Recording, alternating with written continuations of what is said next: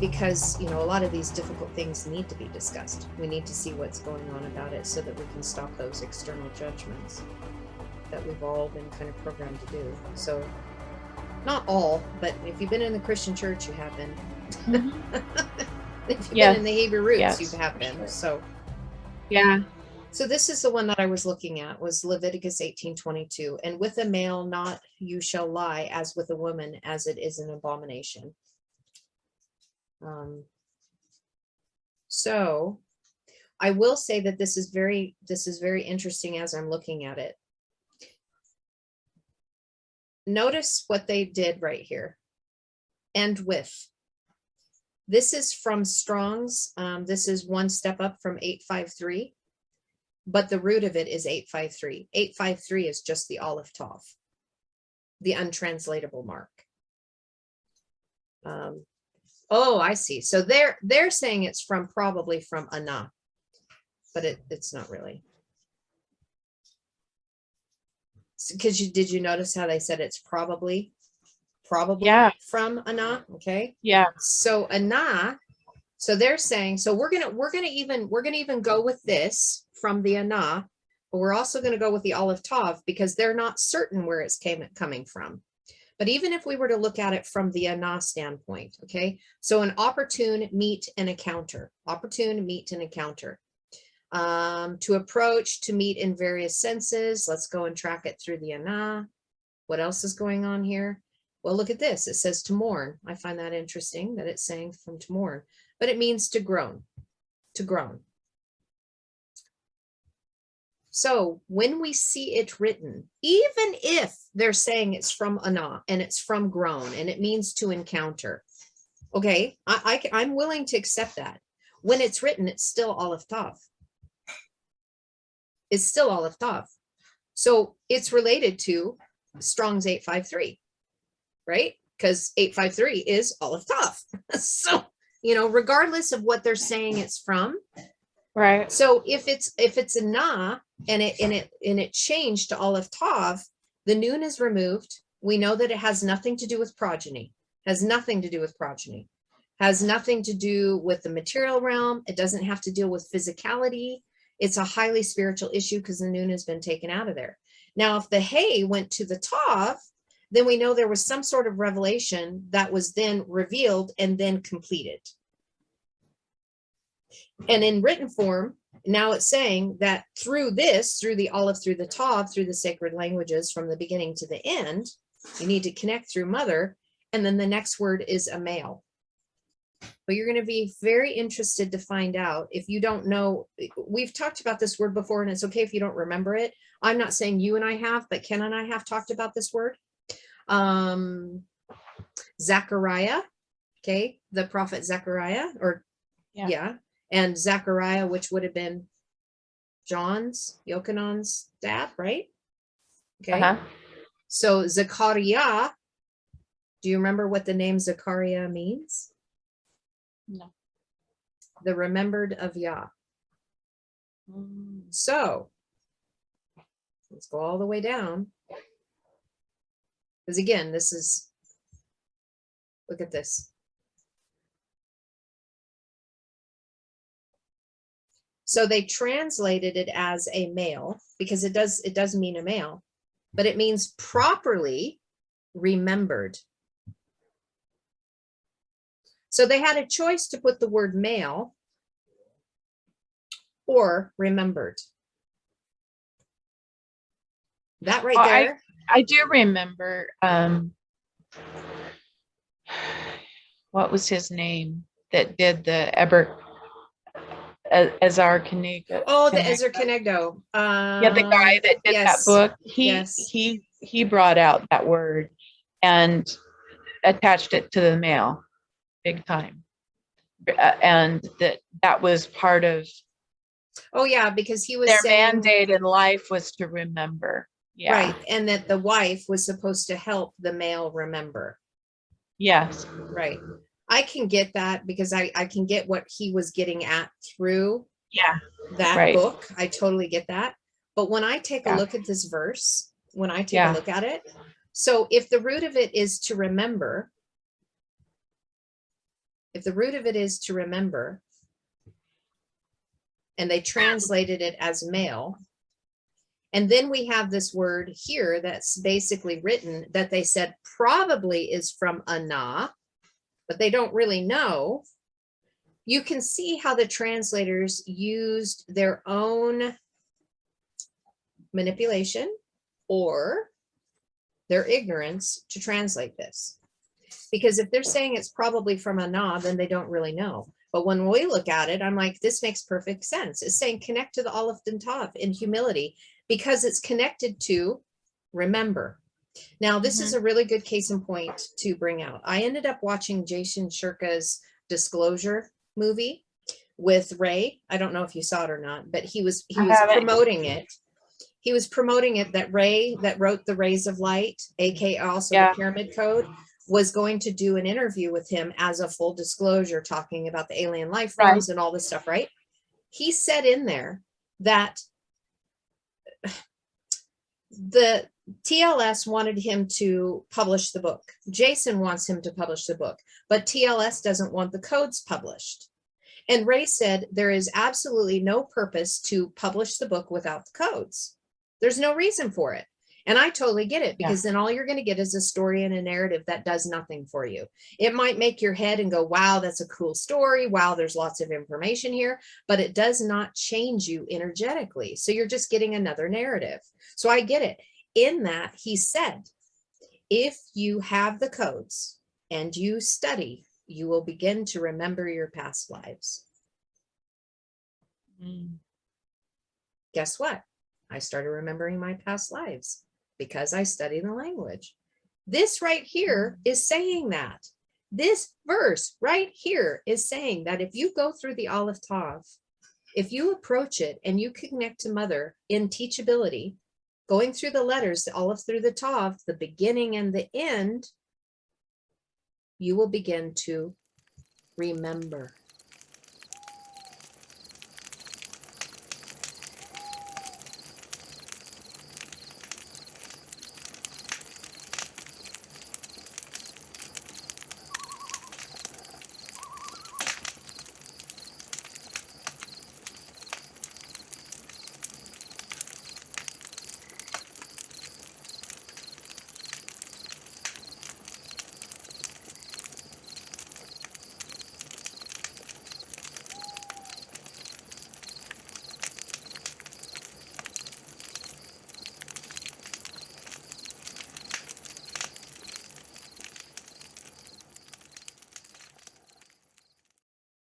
First two words. So what else is it saying to us here? Obviously, I'm looking at this going, okay, where is this going to go? So then it says not. Then it says not. But we know that not is basically saying you need instruction in the way of one. You need instruction in the way of the Spirit. You need the instruction in the way of God. So already, so we're looking at this and we're seeing the first two words are telling us that if we in humility connect to Mother through the Aleph, through the Tav, through the sacred languages, we will begin to remember, because they feed and nourish us. They give us the power. They allow us to grasp a hold of the power of our heart to raise us up to be a first fruit. And what does it also do? Because the Zayin not only is feed and nourish, but it's cut off and to plow. So cut off what you don't need, but also plow up what you need so that the power can be given to you over your fallen flesh. So this is very powerful, these first two words. And you can see how then with the low, you need the instruction in the way of one, the way of Oreta, the way of God, the way of the spirit breath, the way of the essence of the unseen. You need instruction in that. You need to learn. You need to put together and compile and all of that. Then we get down to lie. Now, shakab, to lie down. It also can mean to lie down in death, not just lie down in sexual relations, lie down in death. It can mean to relax.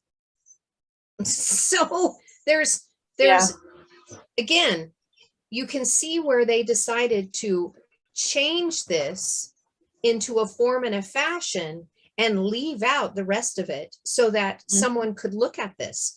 So if this is to lie down in death, or is this is a lie down and relax and being seated or laying down, what is this also saying? So when I look at this, Regina, because of the way I see, the first thing that I'm going to see is what? What is this telling us on mother's side here? Because the tav is on the prefix. The tav is mother completed. Exactly. So this is already saying that you have the golden rule. You already have this down. I'm going to treat others the way I want to be treated. My external world is good. I am responsible. I am accountable for everything I do. So we've already got that. Well, shakab is also a form of the word yeshav. It is essentially, yeshav is that word that means to settle or to marry or to lodge somewhere.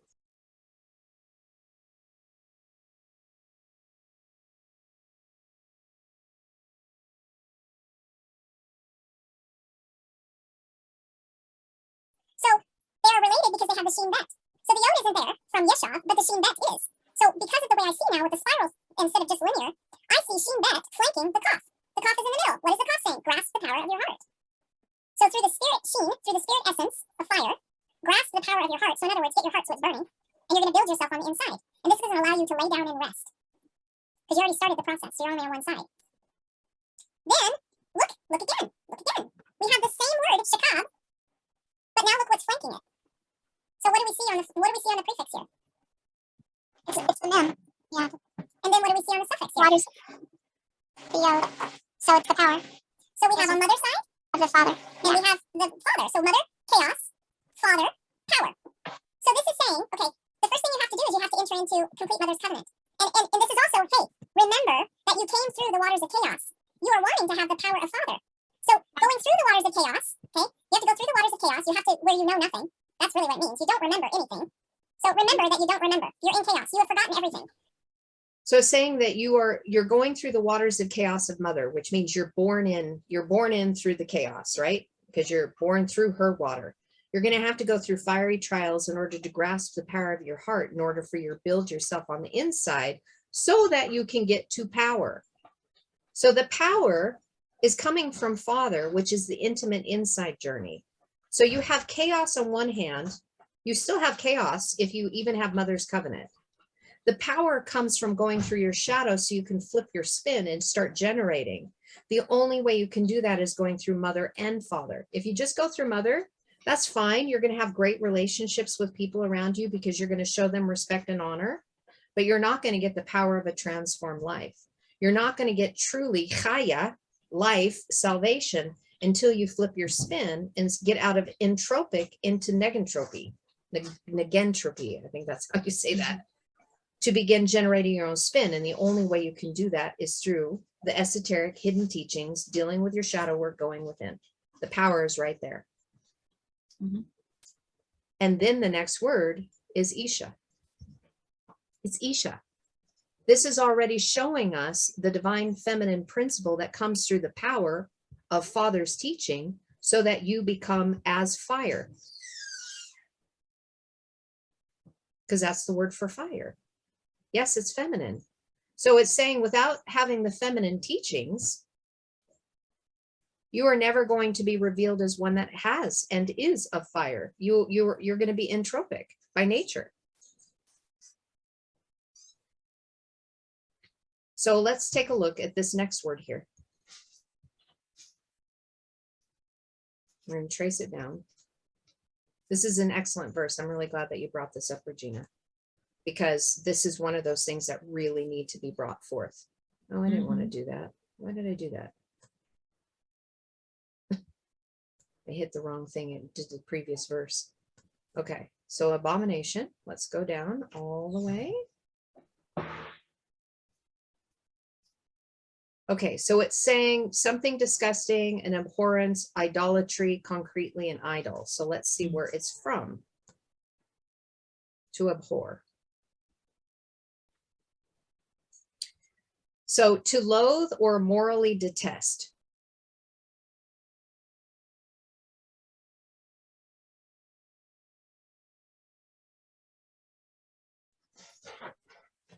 Oh, I already got it. It's Isha. So the hay on the suffix side, the hay on your suffix side is your shadow.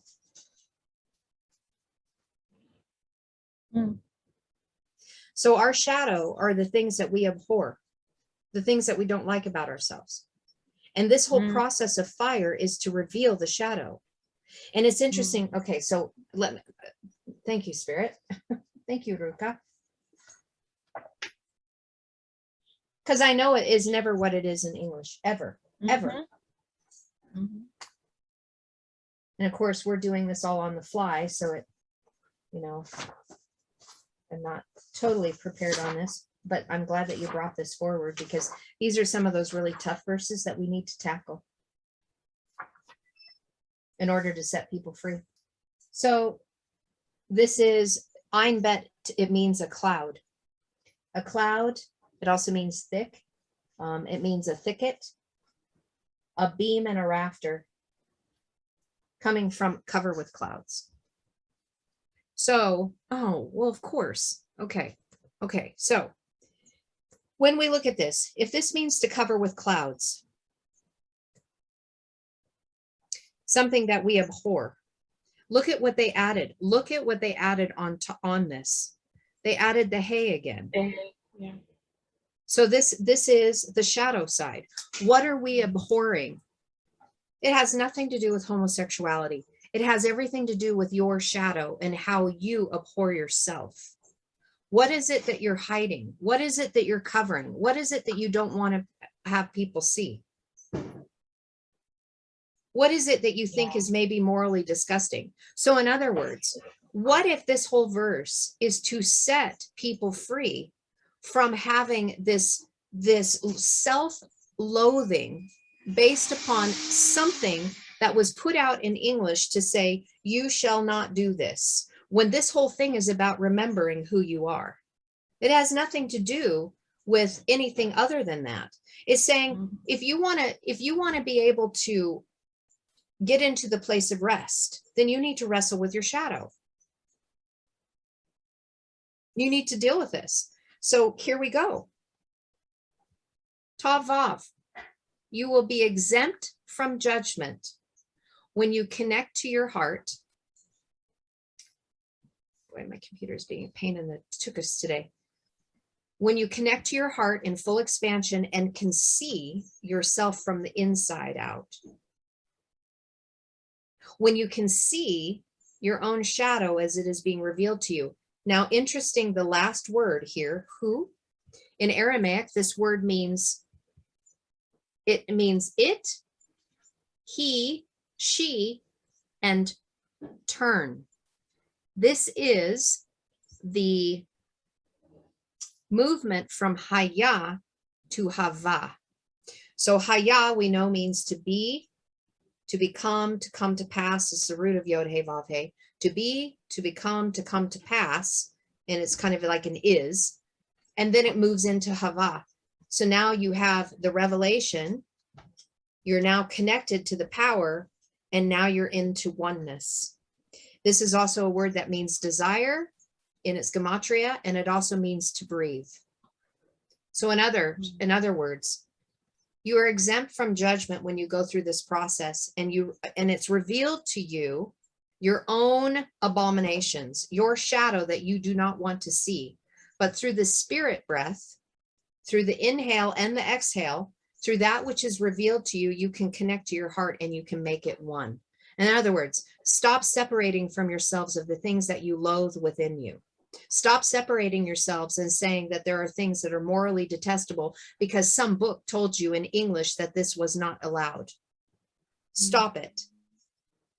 Turn, enter into rest so that you can grasp the power of your heart instead of having shame and guilt and self-loathing on something that was written in a way to shame and guilt you when it's saying, go through the sacred languages so that you can remember. So you can deliver yourself from the things that you are self-loathing about. That's awesome. Now go to huge verse. Go to Go to 2013 and just glance over it and see if it's kind of saying the very same thing, because it's saying in English about the same thing. Well, and it's good to compare these too, because sometimes, I don't know, sometimes it's like saying the same thing again, but I'm curious if it's the same, in the interpretation. Yeah, it is actually saying the same thing. Mhm. Okay, so surely be put to death. Okay, this is very interesting because, okay, here we go. Now we have, remember where we had Isha, we had the word Isha. Now we have a man, okay? Now we have, this is not a Nosh. This is not a weak and feeble man. This is an Ish man. Now that little diamond is a cannellation mark, and in its definition of that cannellation mark, it means a gift from God. So we have an Ish man, one who is of fire that generates its own power. So is a little bit further, it's more evolved. Well, this is, so the beginning part was saying, oh, I should have pulled that back up. Hold on just a second. Let me do this. I'm gonna open up another window. So we're gonna go back from 1822. I'm gonna open another window so we can jump back and forth. Leviticus 18:22. And you said it's Leviticus chapter 20, verse 13? 2013, yeah. Okay. Yeah, this is good for, we can see why the comparison, or why it's layered. Why did it have to say it again, but yet it's different? It looks like the same, but it's different. Okay, so when we looked at 18, there was no distinguish here. The only thing that we saw was Isha. We didn't see man. We saw male, but we didn't see man, right? And so they chose a male when it could have been, remember. So now when we get into this verse, now we have the olive sheen, the olive yod sheen, which is man. And I can tell you that this is from a nosh or a nosh. This is a man that was once weak and feeble, ill, that now is a gift from God that has power within their heart. They are burning ones. They have a heart that is burning. Their heart is illuminated. They're generating their own power here. And when you look at the word Asher, this also comes from a word that means to be straight, like a straightforward moment, not crooked. It also means, it doesn't mean straight as in you're not, that you're binary. I guess that's the term that they use. They can still tell that I have a lot that I need to get rid of out of my own vocabulary, because we're all one. I just caught myself saying that. So this word right here, instead of having a crooked path, this is one who goes straight.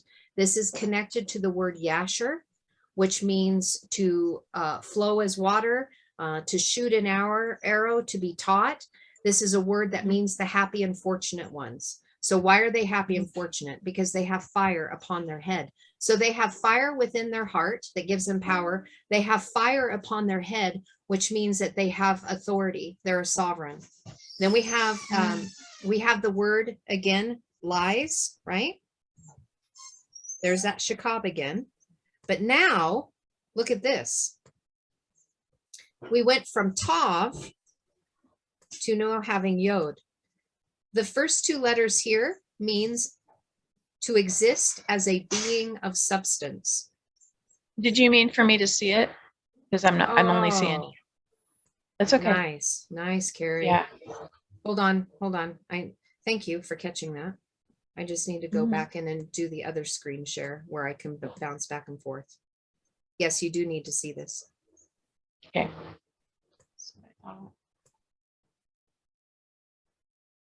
Okay. Okay. So this one, so here's the first time we saw it. You shall lie. Yeah. And I'll go back now. Here's that Ish man, right? So before we had Zakar and it said a male. Now we have the Ish man. So they are of fire. They are generating their own power within. They are a gift from God. They are the happy and fortunate ones that found the straight path, that have fire upon their heads. They flow as water. They are one with the Oreta. They are the one with the all of the all. And they are of royalty, because this is also connected to Sar, as in prince, as in royalty. Now we get to the word lies, but the difference is now we have Yiskab or Yishkab, and before we had it with the Tav in front of it right here. So when it moved from here to the written form over here, the first two letters form the word that is a being to exist, a being of substance. So you're a being of substance. You're not hollow. You have power. You are a gift from God. You are the happy and the fortunate that found the straight path of the arrow, because it means to also shoot an arrow. Asher and Yasher are like same thing. Anyway, they're the just, they're the upright. So if you connect to even Ken when he's talking about the yaw, pitch, and the roll, these are the upright ones. Like literally the vessel stays upright. And they're the happy and the fortunate. So this is a being of substance that have grasped the power within themselves in order to build themselves. You're a being of substance. And then we go into the Aleph Tav again, right? The Aleph Tav is connected to memory, to remember. Then it says, as he lies with a woman, right? So again, so we have lying with a woman, we have the chaos that you have to come through, and that's shakab all over again in order to get the power of the Father. The only way that you're ever going to get power from the Father is going through the revelation. You're going to have to go through your shadow. That is where the glory is. That's where all your power is by separating yourself from that which you have done that you see as abominable. So again, we have the Isha, we have the fire that comes. But that's showing he lies. It's showing that he's went that extra step. This is the evolved state, because it's went from Hay to Yod, right? So now he is walking in power now. So here, so lying, yes. So we have the covenant, you shall lie, and then as with. So again, they put as with, right? You shall lie, and as with a woman. So we still have the mish. We still have the mishkavi. This is the same form. Oh, okay. So it's the same. Okay. Mishkabi. So we have the mishkabi, Isha, again, same thing. And then when we get to the abomination is the same thing. You are exempt from judgment when you deal with your abominations, with the things that are of your shadow. Okay. So then committed. This is the word asa. And asa means to do, to accomplish, to make, to do work, to deal with, to attend to put in order. So it's saying, if you go through your shadow and you have put it to order, if you've dealt with it, you are now fully connected to your shadow. You have accepted that which you find is abominable about yourself. This has nothing to do with anyone else. This has everything to do with you individually, me individually, of our own inward struggle and journey with our shadow, with our ego, with our woundings, with our pain, with our sufferings, the things that we don't want people to see, because they're going to think that we're going to judge us. Which shows us we're not supposed to ignore it. We're supposed to connect to it. You're supposed to deal with it. Yeah. Connect to it, to acknowledge it. To do work on it, to accomplish, to deal with, to act with effect, to make, to produce, to appoint, to be done. So this, you can't get out of this, not with what it's saying right here. And it has nothing to do with homosexuality. Zero. Yeah. Zero. So to deal with two of them. This is from that word shana, which means to do again. To do again. This is one of the words connected to going through reincarnation. You get to go through another cycle. You get to do it again, because the sheen, the fire, the quintessence, this is literally these first three letters, is the gematria of how you spell the symbol sheen, which, by the way, in Aramaic, the gematria of this word also means peace and tranquility. Just throwing that out there, because there's shalom, or sheen in Aramaic. So this is saying, look, you want peace and tranquility, you need to deal with your shadow so that you enter into the waters of completion, which means you no longer have chaos. You are now ordered, and you get to do it again and again until you get to this place. But there is power that is being given to you, because remember, Shana is Shin Nun He. That's the root of it. So this is saying your power, because the Yod is in the middle, is connected to your heart. The power to do this is right here. The power, means, and direction is in your heart to do this. Then look at what we've got here. We have death and we have death. We have two deaths. Surely they shall be put to death. Well, guess what? This is the process of, you need, as soon as you enter into the waters of chaos, you're already in the death position. It is, the resolve is always in the letters. You enter into chaos, but connect to your heart and finish while you are here. Complete your journey. And then it goes into death again, but it tells you how to complete the journey. Mother is going to give you the power. You need to connect to her, and you need to connect to him. You need to connect to mother. You need to connect to father, because in that, they are going to help you deal with the death position that is in your heart. In other words, if your heart is not generating energy, if it's entropic in nature, you are the walking dead. But if you connect to mother and father, the power to deal with your dead heart, to make it alive. So here's another way you can connect to this: a heart of stone versus a heart of flesh. The power is in connecting to both of them and being pierced by both of them. You got to have mother's teaching, you have to have father's teaching.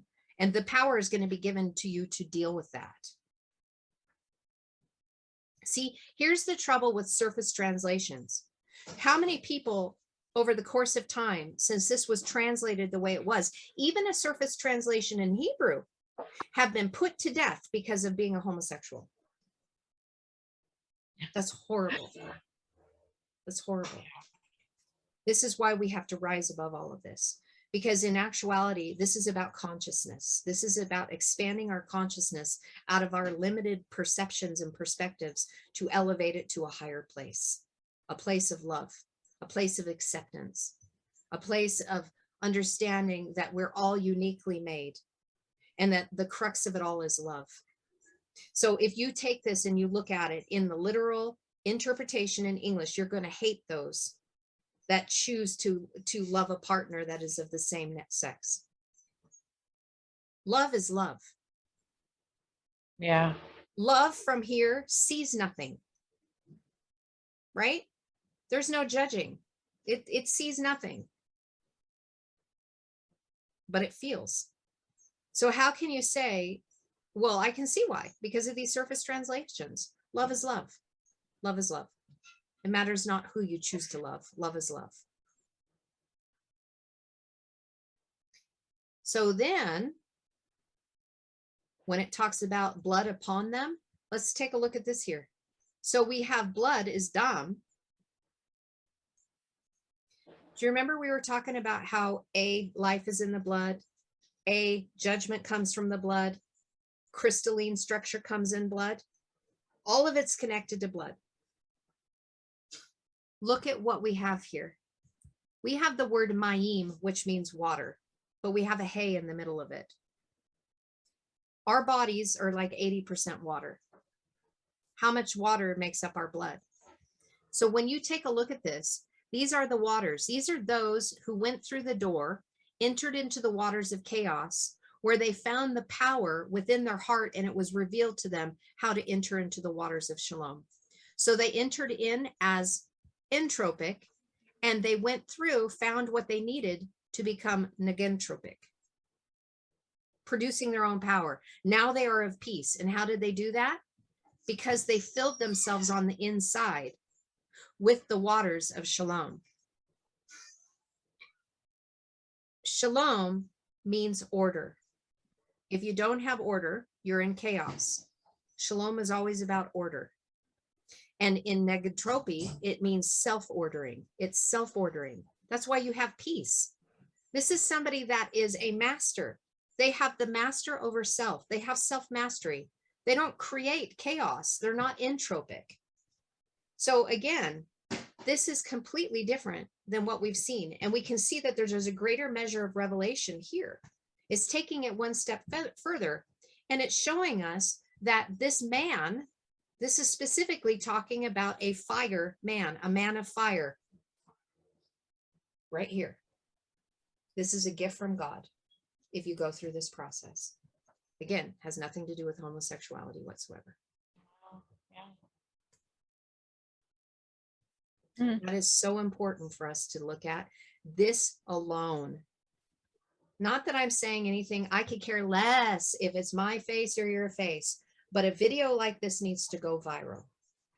And this video, this information needs to be shared everywhere because we need to stop with the judgment that we have against our brothers and sisters who fly the rainbow flag. Now, let me say this.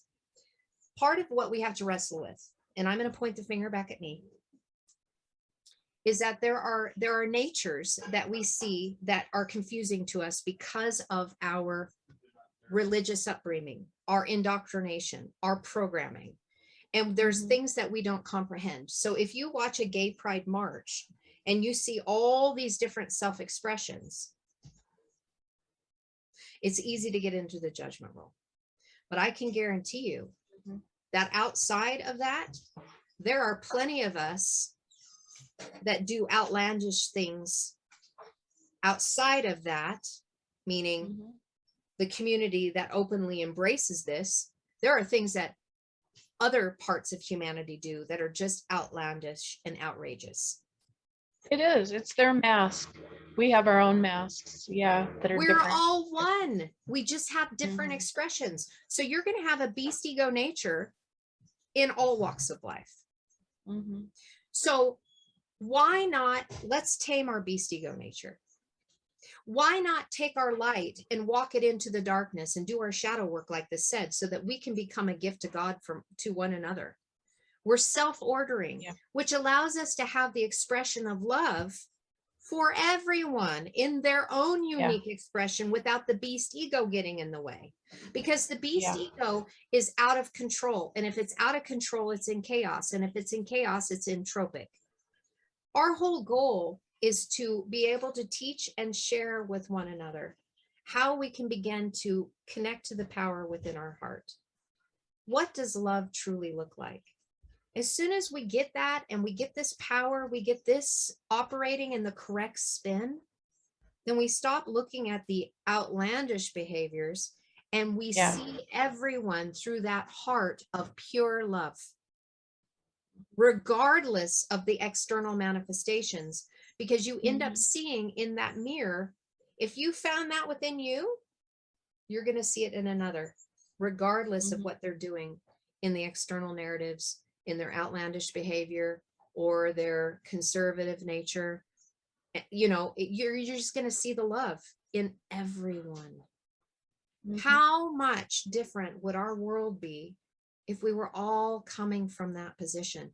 And how amazing would it be for us to be able to get rid of all of our judgments and go and support and stand during Pride Week, coming from the backgrounds that we've come through, seeing everyone through a heart of love and just hugging one another and saying, you are a beautiful expression of the one infinite creator.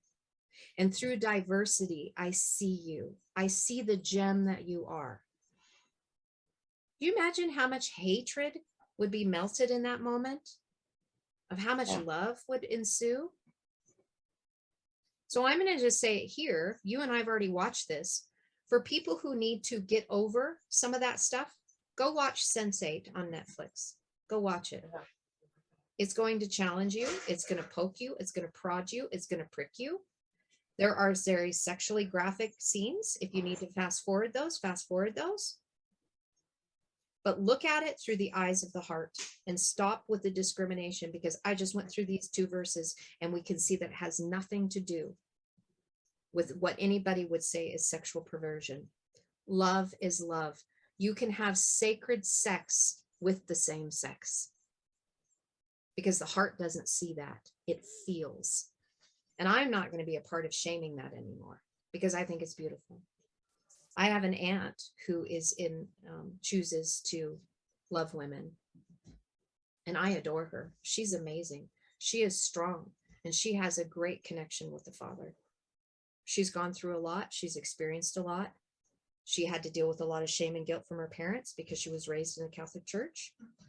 She's been through a lot, but she sees a lot. She feels a lot, and I absolutely adore her. She's an amazing woman. Amazing woman. And I don't see her any different. She's my aunt. Yeah. So hopefully that helps. And I appreciate you saying, hey, let's tackle these. Because we're all trying to purge the indoctrination that we need to get out. So that was awesome. So when we look at these verses, and like you just said, about how much shaping these scriptures have done and the things that we have done over time, the persecution, the killing of people, when we truly see from a different perspective, it should really pierce our hearts. Yeah. And we should begin saying and looking, oh my gosh, what have we done? Because it really comes, forgiveness is big, but we have to be able to forgive ourselves here first, because there's no other way that you can extend it outwardly unless you've done it here first. And it's like, neutralizing everything. And I know these verses help do that. It's like, let's take a look at it, because if you see it word by word, letter by letter, and we go into the detail of it, then there's 2 things that happen. You either need to change your theology, or you're going to continue going on in willful ignorance. Because you can't really argue with the letters. The information is there. The words, the definitions, all of that is there. So if someone who wants to take this information and look at it and still continue with hate, division, and separation, then that really says a lot about the state of their heart. Yes. And I know when I look at these things, it pierces me. Man, I got to walk away a lot of times and go, ugh, okay.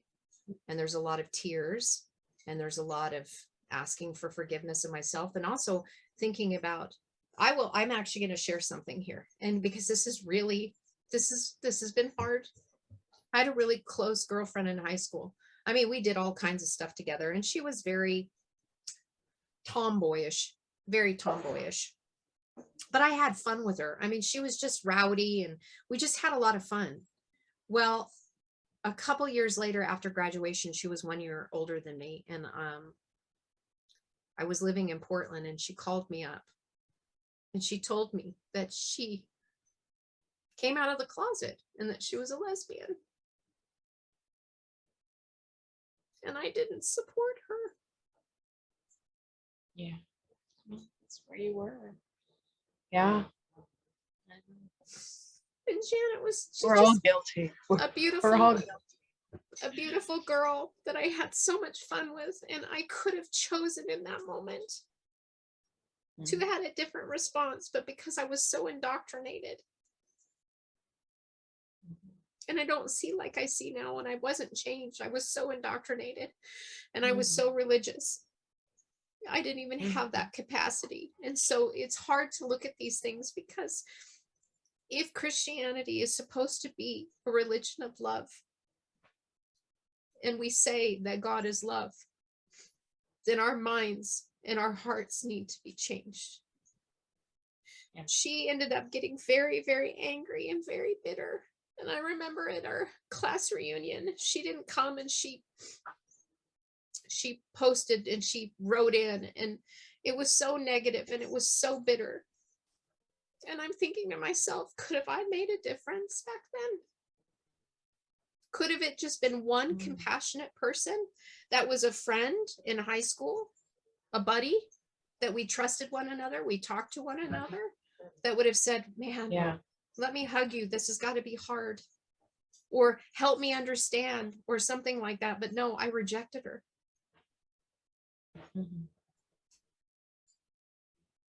Yeah. Just another thing we have to forgive ourselves over, you know, to be and where if I could we see need her, to be. if I could see her again, I would just give her the biggest hug in the world, and I would tell her how much I love her and ask her for my ignorance, forgiving me and my own ignorance, because this has got to stop. It can't keep going on like this anymore. I mean, I think a lot of us are getting to that place that we just don't want that separation anymore. We don't want the warring, we don't want the conflict. And so I'm really grateful that you chose these. You know, I'm really grateful that you wanted to look at these, because it's still dealing with some of those wounds in here, the hurts that I have because of that which I've done. And again, that's exactly what these verses are about.